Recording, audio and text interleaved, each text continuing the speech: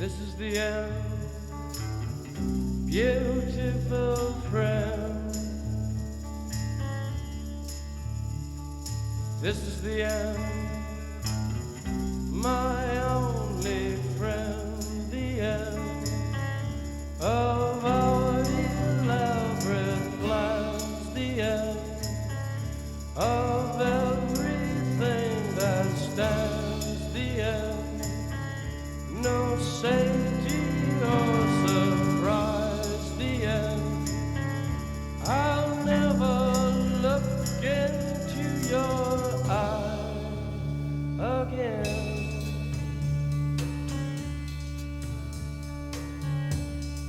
Can you picture what will be so limitless and free?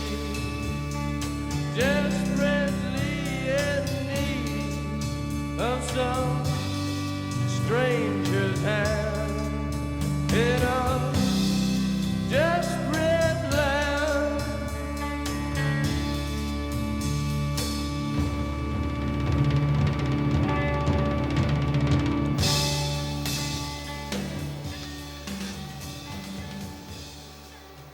Bonjour, si je suis ici aujourd'hui, c'est pour vous expliquer que le monde, tel que vous le connaissez, n'en a plus pour longtemps. Ce qu'on appellera feu, cette époque ne fera pas long feu, car elle va périr à petit feu. Mon arme, le virus M-6. J'ai eu la diabolique idée de le rendre insensible à tous les vaccins connus et inconnus depuis que l'humanité existe. Il est en ce moment même en train de se répandre pendant que je vous fais cette conférence dans toutes les capitales du monde. Mon outil, MAD. Ma toute dernière création, et je dois bien l'avouer en toute humilité, ma plus parfaite. MAD est mon homme de main, je dirais même mon homme de deux mains, car il a deux mains, deux bras, deux pieds et une tête. Il marave tout ce qui respire, mange, boit ou marche. Autrement dit, tout le monde sauf les mêmes. Car il ne respire pas, il étrangle, il ne mange pas, il étripe, il ne boit pas, il égorge, et il ne marche pas, il écrase. Il est capable de tuer, zigouiller, buter, décimer, oxyre, descendre, tabasser, rosser, massacrer, supprimer, immoler, lapider, échiner, lâcher, suriner et chouriner. Mon but, cette créature ultime est destinée à remplacer l'humanité une fois que celle-ci aura été anéantie par le virus. C'est pour ça qu'elle s'appelle MAD, soit M-A-D, pour mange les anchois avec les dents. Il peut aussi manger des sardines, mais MSD ne faisait pas le même effet. Voilà, je vous remercie d'avoir assisté si nombreux à ma petite conférence pour détruire l'humanité.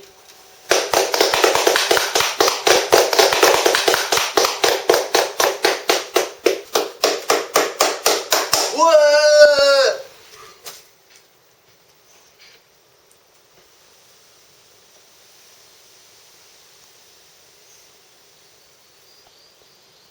Cette seringue contient le virus M-6, élaboré par le docteur Je te crève et je te mets off. Ce virus M-6 tue tout être humain en 6 mois.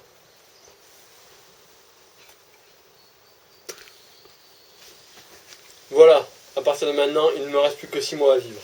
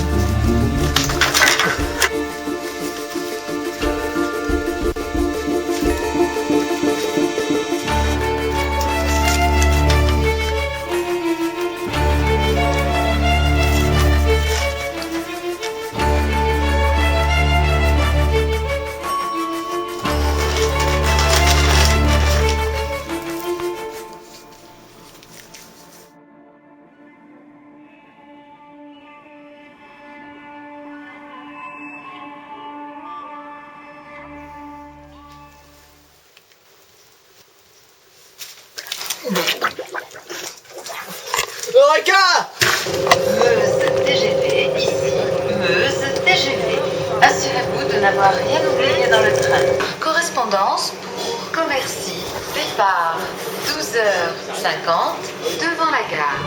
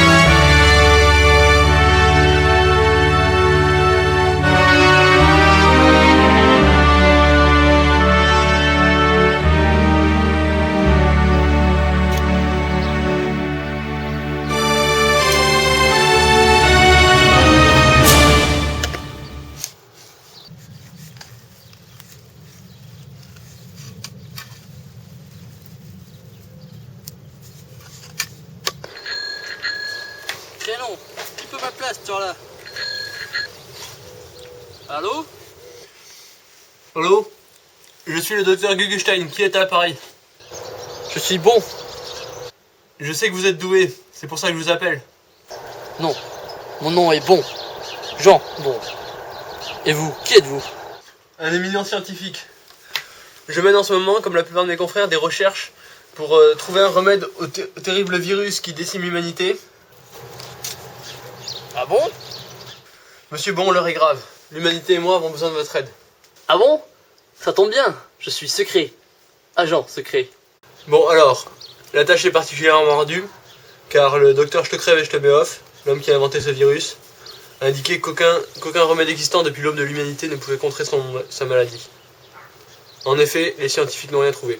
En quoi puis-je vous aider? Aucun remède depuis l'aube de l'humanité n'est efficace contre ce virus. Mais il en existe sûrement un au crépuscule de l'humanité. Hein? Bon sang, je n'y comprends rien. Monsieur Bon, écoutez-moi bien. Ce que je vous demande est de partir dans le futur à la recherche d'un remède contre le mal qui nous ronge aujourd'hui. Aller dans le futur? À la recherche d'un remède? Mais vous me prenez pour un jambon ou quoi? Oui, il faut absolument que vous me rameniez du futur un fossile imprégné du virus M-6 dans un potager. Il faudra peut-être pour cela faire un bond d'1 million d'années dans le temps.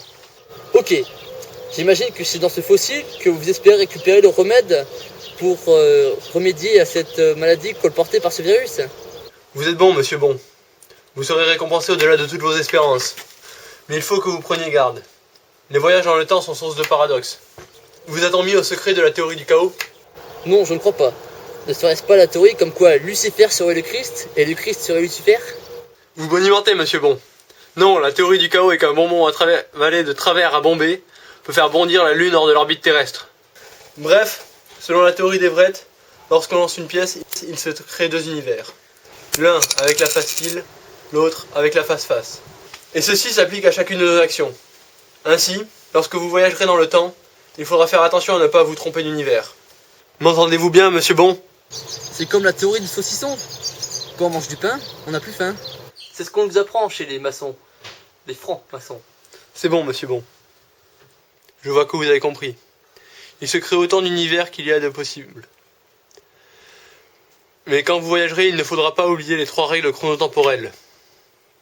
Règle numéro 1, le temps est relatif. Règle numéro 2, le temps est lié à l'espace. Et règle numéro 3, le temps, c'est de l'argent. Oui, enfin, si vous voulez. En résumé, je dois aller chercher dans le futur, en l'an 1 million, un fossile dans un potager, sans tomber dans le mauvais univers. Mais comment puis-je savoir si je suis dans le bon univers? Vous le sentirez, monsieur Bon. N'oubliez pas, tous les bons gens de cette planète comptent sur vous.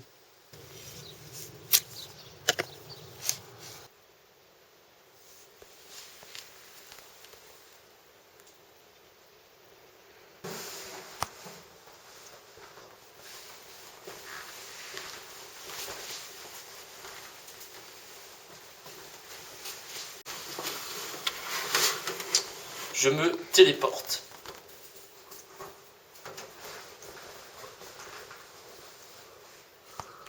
Bon bah voilà.